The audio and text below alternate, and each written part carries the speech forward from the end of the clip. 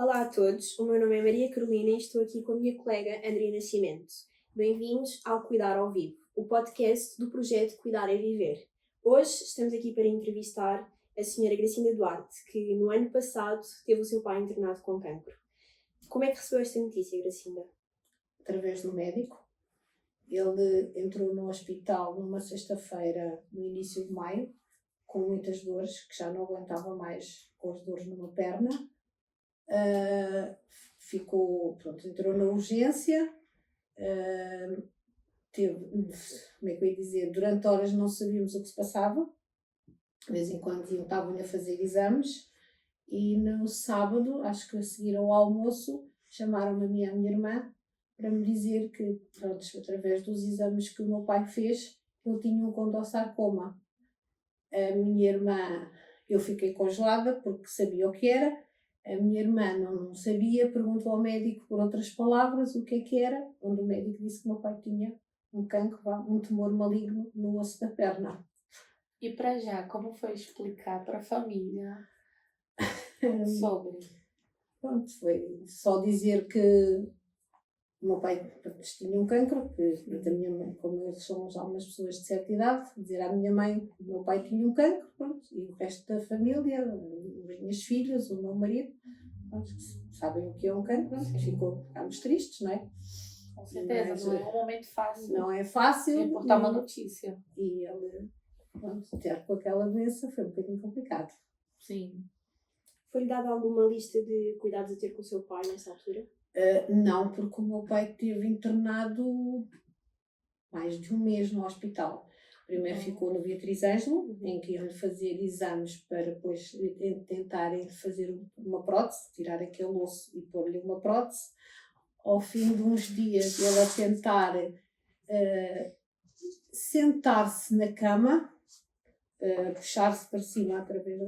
Ele fraturou o osso, porque como estava muito fragilizado, pronto, fraquinho, ele partiu o osso da perna e teve que estar com aqueles ferros ali ainda durante uns dias até poder aquilo consolidar um bocadinho para ele poderem fazer a cirurgia e esperarem por uma resposta, porque ele tinha que ser feita a cirurgia em Santa Maria. E depois ele foi operado tipo no início de junho em Santa Maria. Por isso, cuidados connosco não, porque ele estava no hospital, ele só saiu ao fim de umas 2 semanas depois de ter a prótese na perna. Mas como foi a adaptação, tanto da família quanto dele? Achas que teve alguma dificuldade em adaptar uma pessoa com cancro? Como os meus pais viviam os dois sozinhos, eu morava num sítio, a minha irmã no outro. Tanto eu como os meus pais, aliás, moramos todos num primeiro andar, mas tanto eu como eles têm escadas, era complicado para ele subir e descer. Foi estar umas semanas em casa da minha irmã porque tinha um elevador, foi-lhe indicado fisioterapia. Eu trabalho numa clínica de fisioterapia, foi fácil para ele começar logo.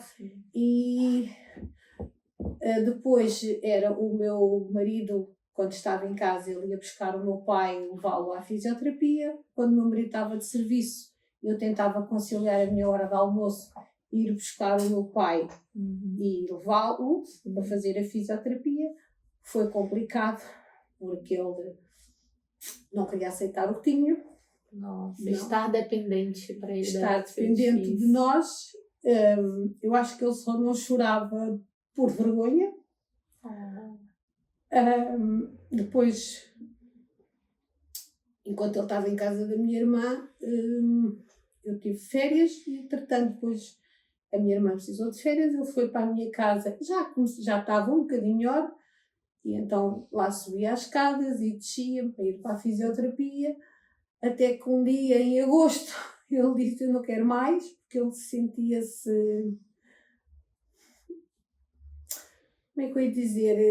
Que estávamos a dar muito trabalho e quis vir para a casa dele. Nós fomos controlando, isso assim. Ele de vez em quando ia até ali, descia as escadas, ia à rua, o andarilho, dava uns passinhos, voltava para casa devagarinho e pronto, até hoje já conduz. Se esforçou para tentar manter a rotina dele. Sim. Começava a dar passos sem o andarilho, em casa anda sem ele. Ele ainda tem o andarilho. Tem. Por exemplo, quando vai à rua, que faça caminhadas maiores, em que tenha medo que se desequilibre. Porque ele diz que a perna não tem ali aquela força e aquela estabilidade que tem a outra. Com certeza, né? Pelo processo. Ele nisso eu acho que ele recuperou, venceu um bocado aquela situação. Bom. Apesar de não aceitar o que tinha. Mas a senhora sente que o fato dele renegar um pouco deu mais estresse de passar por esse processo, lidar com esse processo? Sim, ele não lidou muito bem com o processo de evolução. Ele ia à fisioterapia, ele dizia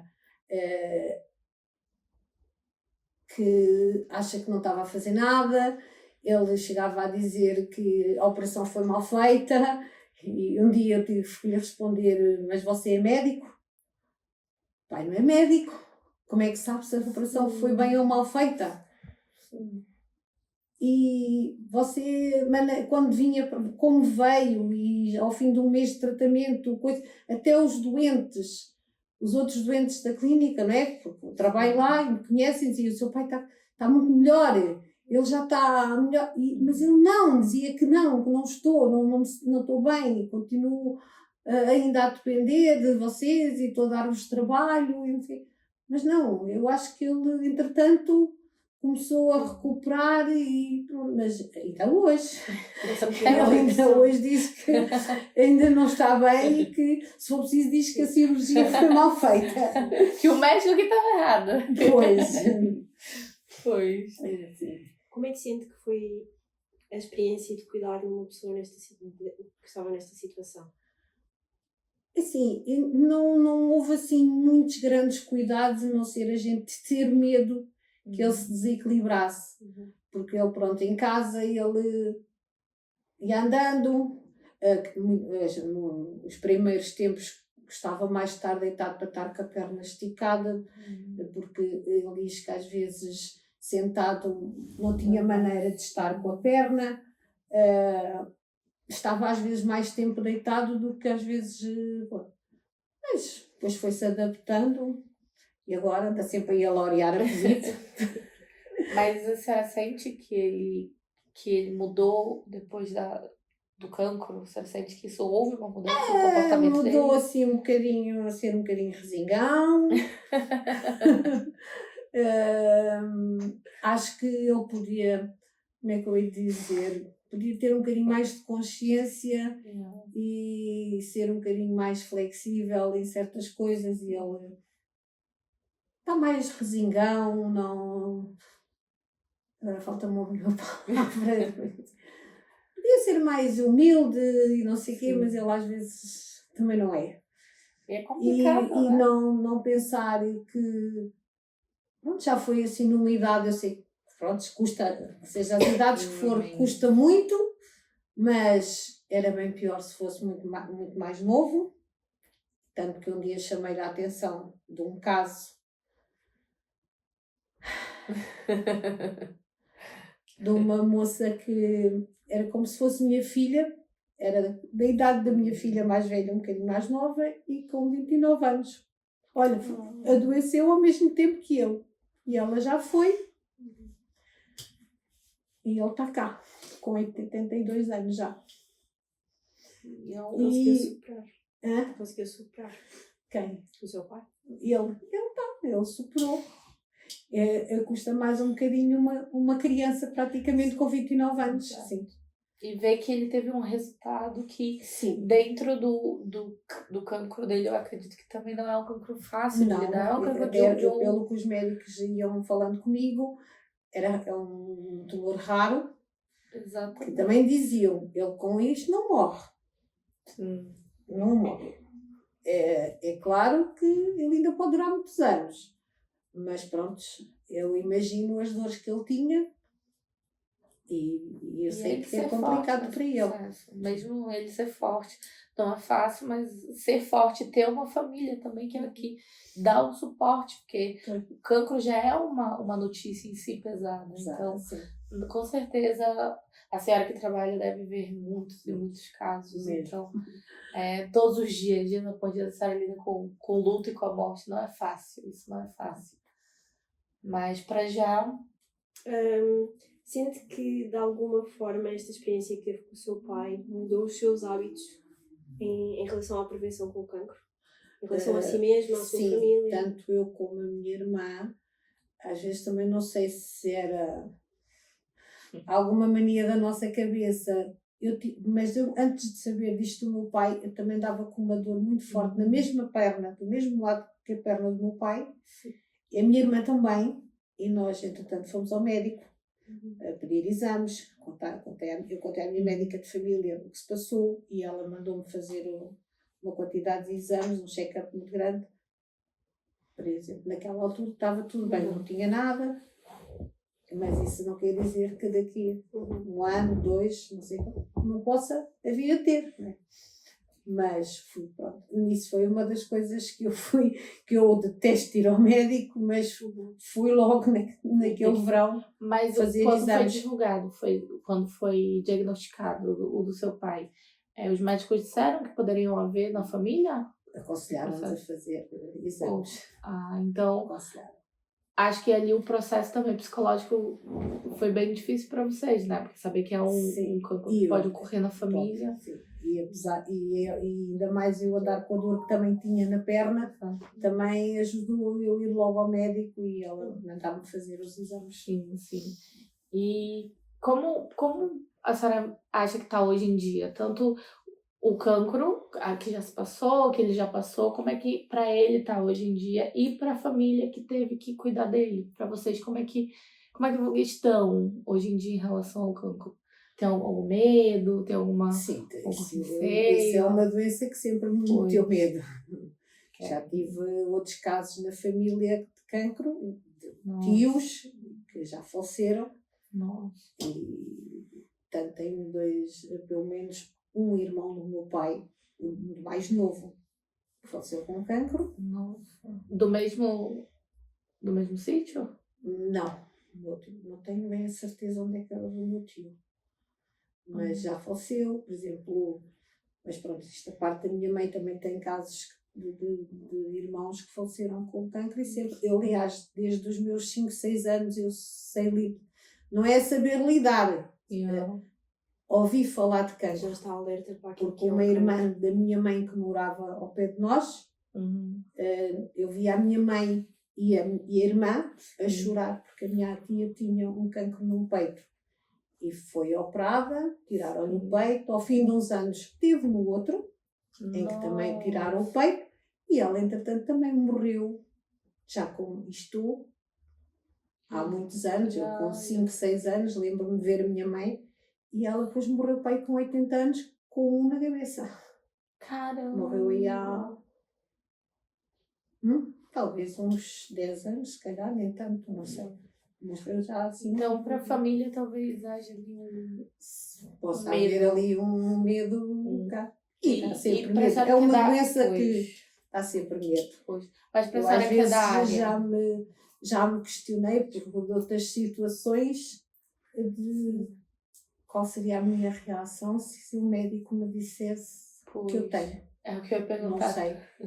Eu não sei qual será a minha reação. Eu ia perguntar, já que eu ia falar como a senhora é da área e lida, né, com essas informações, como seria para a senhora ter que ouvir ou ter que não sei como é que seria passar a minha por esse reação, processo. não faço ideia. Não sei se ficarei congelada, se terei um ataque de choro, não faço ideia. Porque eu acho que a senhora já passou pelo seu pai. Eu acho que se é algo mais íntimo seu, é muito mais. Também já teve outras histórias na família, já conseguiu acompanhar isso de perto. Nunca se aceita. Eu acho que não se aceita. Isso é verdade. Isso eu acho que não é um bocadinho complicado. Por mais que se tente preparar para esse tipo de situações, não se consegue. Por mais que a gente já ouça falar disto há muitos anos, por mais que digam, pode ser benigno, podes ficar bem, está sempre aquela duvidazinha que... Porque o benigno também se pode tornar maligno. Exatamente. Ai, mesmo sendo benigno, acho que ouvir já deixa a gente traumatizado e ele dá não é fácil. Mas é para a senhora, nesse caso, que trabalha na área, isso é assim, o que a senhora indicaria para as pessoas? Fazer os exames, prevenção?